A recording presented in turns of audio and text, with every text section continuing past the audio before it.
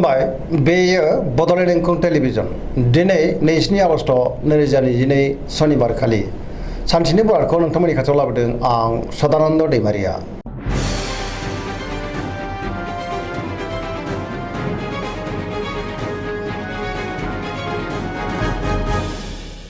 सिगां फरायनो लादों मेष राशि गिबि हांखो अ ल दिनैनि साना जोबोर मोजां जेरावबो जाफुंसारगोन बयजोंबो अनजागोन मावनो लानाय खामानिखौ थि समावनो आरो गोरलैयैनो मावफुंनोबो हागोन गोसोखौ दिनै जोबोर गोजोननाय मोनगोन देहाया मोजाङै थागोन अब्लाबो नाथाय जानाय लोंनायाव सांग्रां जानांगोन बहानिफ्रायबा मोजां खौरां फैनोबो हागौ रांखावरियाव दिनै जोबोर मोजां गोबां धोन मोननो हागोन आयाबो बांगोन बेफार फालांगियावबो दिनै जोबोर मोजां होनजायो सोरबा लोगोनि हेफाजाबखौ थोजासे मोननो हागोन सोरजोंबा बाख्नायजानोबो हागौ न'खराव अननानै फैगोन गुबुननि गोसोखौ दिनै गोरलैयैनो बोनो हागोन गोसोनि बोलोआबो बांगोन समाजावबो दिनै मान मोननो हागोन पजिटिभ साननो रोंगोन आरो गोग्गो आरो गोथों साननो रोंगोन लाइमोनफ्रा जोबोर मोजां खौरां मोननो हागौ गोसोआबो दिनै जोबोर खुसि जागोन फरायसाफोरा फरायनायाव गोसो दुंखांगोन आरो मोजां फिथाइ मोनगोन पजिटिभ एनार्जिनि गोहोमबो गोग्लैगोन धोरोमारि बिथिङावबो दिनै गोसो दुंखांगोन सरासनस्रायै दिनै साना जोबोर मोजां आरो मोजाङैनो बारग'लांगोन।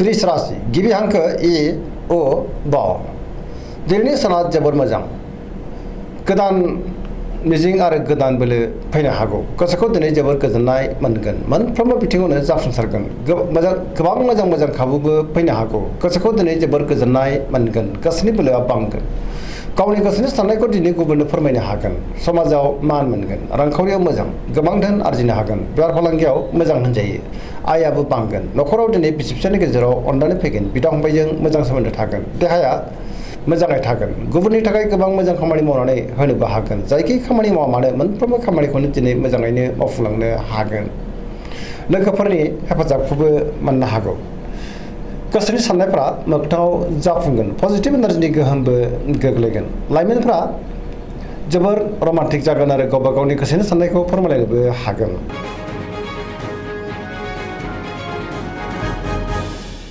मिथुन राशि गिबि हांखो क स दिनैनि साना मोजां आरो गाज्रिनि गेजेरजों बाबेनलांगोन गोसोआव नेगेटिभ साननाय फैनो हागौ नेगेटिभ एनार्जिनि गोहोमबो गोग्लैनो हागौ मोनफ्रोमबो बिथिङाव जाफुंसार जानो गोब्राब जागोन गियाननि आंखाल जानो हागौ गोसोखौ दिनै जोबोर उसुखुथु मोनगोन देहाया बारा मोजां थानाय नङा गोबां रोखोमनि देहायारि जेंनाजों मोगा मोगि जानांनो हागौ जानाय लोंनायाव सांग्रां जानांगोन रांखावरियाव मोजां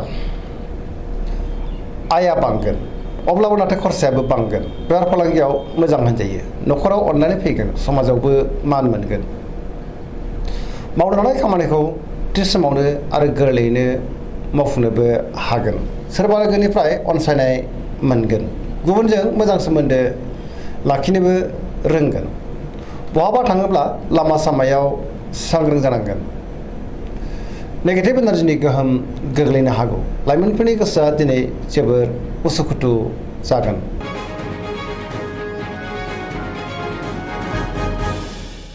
कर्कट राशि गिबि हांखो ड ह दिनैनि साना जोबोर मोजां माबा मोनसे मोजां खौरां मोननोबो हागौ गोसोखौ दिनै जोबोर गोजोननाय मोनगोन समाजाव लोगो लेवानि आंखाल जानाय नङा सोरबा लोगोजों बाख्नाय जानो हागौ गोसोनि साननायफोरा जाफुंगोन गोसोआव पजिटिभ साननाय फैगोन गोथों आरो गोग्गो साननो रोंगोन गियाननि आंखाल जानाय नङा मोनफ्रोमबो खामानिखौनो दिनै मोजाङैनो मावफुंलांनो हागोन रांखावरियाव जोबोर मोजां गोबां धोन आरजिनो हागोन बेफार फालांगियावबो दिनै जोबोर मोजां होनजायो न'खरावबो अननानै फैगोन बिमा बिफानि अननाय आरिफोरखौ मोननो हागोन समाजाव लोगो लेवा बांगोन देहाया दिनै मोजाङैनो थागोन गुबुननि हेफाजाबखौबो मोनगोन फरायसाफोरा दिनै फरायनायाव गोसो दुंखांगोन आरो मोजां फिथाइ मोनगोन लाइमोनफ्रा बहानिफ्रायबा मोजां खौरां मोननोबो हागौ गुबुनजों अनसायजागोन आरो अनजासो गारगोन।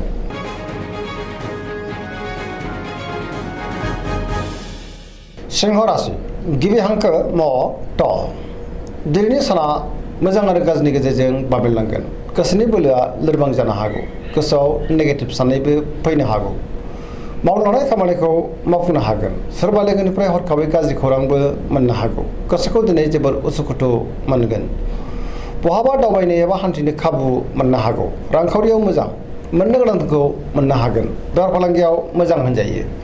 गोसोनि साननायखौ दिनै गुबुननो फोरमायनो हागोन। न'खराव बिसि फिसायनि गेजेराव अनलायनाय फैगोन।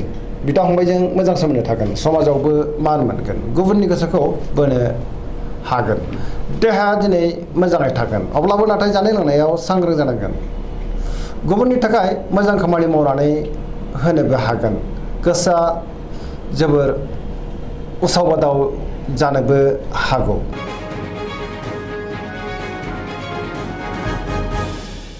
कन्या राशि गिबि हांखो प ट। दिनैनि साना मोजां आरो गाज्रिनि गेजेरजों बाबेनलांगोन। गुबुननि हेफाजाब मोननो गोब्राब जागोन। गोसोआव नेगेटिभ साननाय फैगोन। गोथों आरो गोग्गो साननो रोंनाय नङा। गियाननि आंखाल जानोबो हागौ। रांखावरियाव बारा मोजां नङा। बेफार फालांगियावबो बारा मोजां नङा। गोबां खहा जालांनोबो हागौ। देहाया दिनै मोजाङै थागोन। न'खराव अनलायनाय फैगोन। गोबां खामानियाव दिनै मुखुबबो थागोन। गोसोखौ नाथाय अब्लाबो आला खाला मोननो हागौ। नेगेटिभ एनार्जिनि गोहोमबो गोग्लैनो हागौ। लाइमोनफ्रा गावबा गावनि गोसोनि साननायखौ फोरमायलायनो हागोन।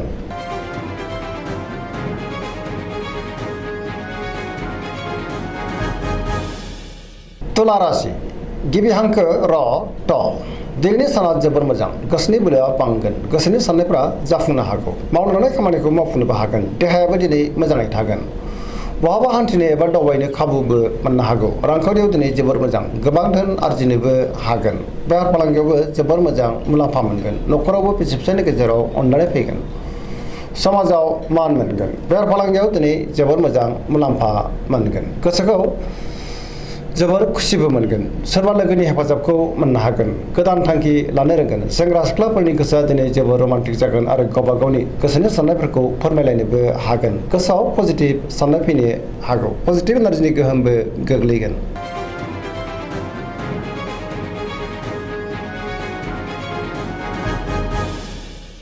वृश्चिक राशि गिबि हांखो न स। दिनैनि साना जोबोर मोजां। समाजाव लोगो लेवा बांगोन। गोबां मुंदांखा सुबुंजों दिनै लोगो मोनज्लायनो हागौ। गोसोआव पजिटिभ साननाय फैगोन। पजिटिभ एनार्जिनि गोहोमबो गोग्लैगोन।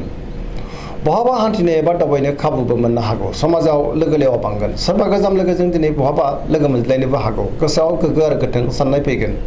मावनो लानाय खामानिखौ थि समावनो आरो गोरलैयैनो मावफुंनोबो हागोन। सिगांनि बबेबा आद्रा खामानियाबो दिनै मावफुंजागोन। गुबुननिफ्राय थोजासे हेफाजाबबो मोननो हागौ। गोसोनि साननायफोरा जाफुंगोन। गोसोनि बोलोआबो बांगोन। समाजाव बयजोंबो अनसायजागोन। न'खराव बिसि फिसायनि गेजेराव अनलायनाय फैगोन। बिदा फंबायजों दिनै मोजां सोमोन्दो थागोन। रांखावरियाव जोबोर मोजां। नाथाय अब्लाबो खरसायाबो बांगोन। बेफार फालांगियाव जोबोर मोजां होनजायो। देहायाबो दिनै मोजाङैनो थागोन। गुबुननि हेफाजाब मोनगोन। फरायसाफ्रा फरायनायाव गोसो दुंखांगोन आरो मोजां फिथाइ मोनगोन। लाइमोनफोरा जोबोर रमान्टिक जागोन आरो गावबा गावनि गोसोनि साननायखौ फोरमायलायनोबो हागोन।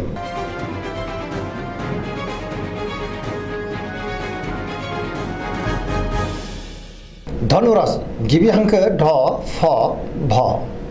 दिनैनि साना मोजां आरो गाज्रिनि गेजेरजों बाबेनलांगोन। गोसोआव बोलो बांगोन। अब्लाबो नाथाय मावनो लानाय खामानिखौ थि समावनो मावफुंनो गोब्राब जागोन। माबा नङा माबा मोनसे हेंथा नुजानो हागौ।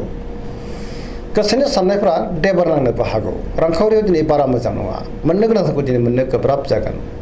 बेफार फालांगियावबो बारा मोजां नङा होनजायो। गोबां खहा जानांनोबो हागौ। समाजाव मान मोनगोन। न'खराव बिसि फिसायनि गेजेराव अनलायनाय फैगोन। बिदा फंबायजों मोजां सोमोन्दो थागोन। बहाबा हान्थिनो खाबु मोननो हागौ। देहाया दिनै बारा मोजां थानाय नङा। गोबां रोखोमनि देहायारि जेंनाजों मोगा मोगि जानो हागौ। जानाय लोंनायाव सांग्रां जानांगोन। न'खराव अनलायनाय फैगोन। बिमा बिफानि अननाय आरो बोरखौ मोनगोन। बहानिफ्रायबा नाथाय अब्लाबो गाज्रि खौरां मोननोबो हागौ। लाइमोनफोरनि गोसोआ जोबोर रमान्टिक जागोन आरो गावबा गावनि गोसोनि साननायखौ फोरमायलायनोबो हागोन। फरायसाफ्रा फरायनायाव गोसो दुंखांगोन आरो मोजां फिथाइ मोनगोन।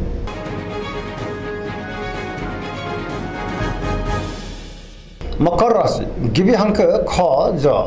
दिनैनि साना जोबोर मोजां। गोसोनि साननाया जाफुंगोन। मावनो लानाय खामानिखौ थि समावनो आरो गोरलैयैनो मावफुंनोबो हागोन। रांखावरियाव जोबोर मोजां। आयाबो बांगोन। मोननो गोनांखौ दिनै मोननो हागोन। बेफार फालांगियाव जोबोर मोजां।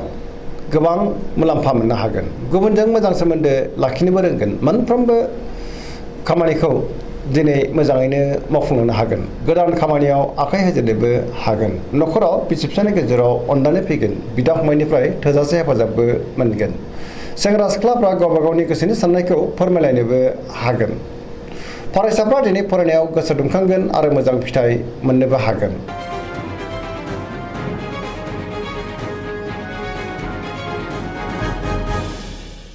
कुम्भ राशि गिबि हांखो ग स दिनैनि साना जोबोर मोजां। गोसोखौ दिनै जोबोर गोजोननाय मोनगोन। मावनो लानाय खामानिखौ थि समावनो आरो गोरलैयैनो मावफुंनोबो हागोन। सिगांनि बबेबा आद्रा खामानिखौ दिनै मावफुंनो हागोन। बहानिफ्रायबा मोजां खौरां फैनोबो हागौ।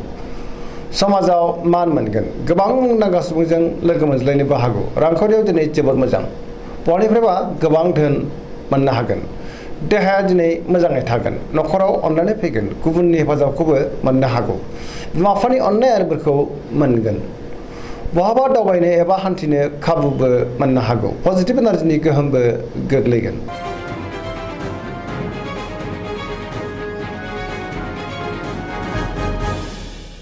मीन राशि गिबि हांखो ड स दिनैनि साना जोबोर मोजां। गुबुननि थाखाय गोबां मोजां खामानि मावनानै होनोबो हागोन। गोबां खामानियाव जाफुंसारगोन। गोसोआव पजिटिभ साननाय फैगोन। गोथों आरो गोग्गो साननो रोंगोन। गियाननि आंखाल जानाय नङा। गावनि गोसोनि साननायखौ दिनै गुबुननो फोरमायनोबो हागोन। देहाया मोजाङै थागोन। अब्लाबो नाथाय जानाय लोंनायाव सांग्रां जानांगोन। न'खराव बिसि फिसायनि गेजेराव अननानै फैगोन। बिदा फंबायजों मोजां सोमोन्दो थागोन। सोरजोंबा बाख्नाय जानोबो हागौ। लाइमोनफोरनि गोसोआ दिनै जोबोर रमान्टिक जागोन आरो गावबा गावनि गोसोनि साननायखौ फोरमायलायनोबो हागोन। फरायसाफ्रा दिनै फरायनायाव गोसो दुंखांगोन आरो मोजां फिथाइ मोनगोन। बहानिफ्रायबा मोजां खौरां मोननोबो हागौ। सरासनस्रायै दिनै साना जोबोर मोजां आरो मोजाङैनो बारग'लांगोन। दिनैनि राशि फरायनाया एसेनोसै। जोबनायाव बेखौनो खावलायो जाहाथे नोंथांमोना सानफ्रामबो जोंनि बे बड'लेण्ड इंखं टेलिभिजनखौ नायबाय थायो आरो साबस्क्राइब खालामो, लोगोसे लाइक खालामो आरो शेयार खालामो। एसेनोसै, गोजोन्थों।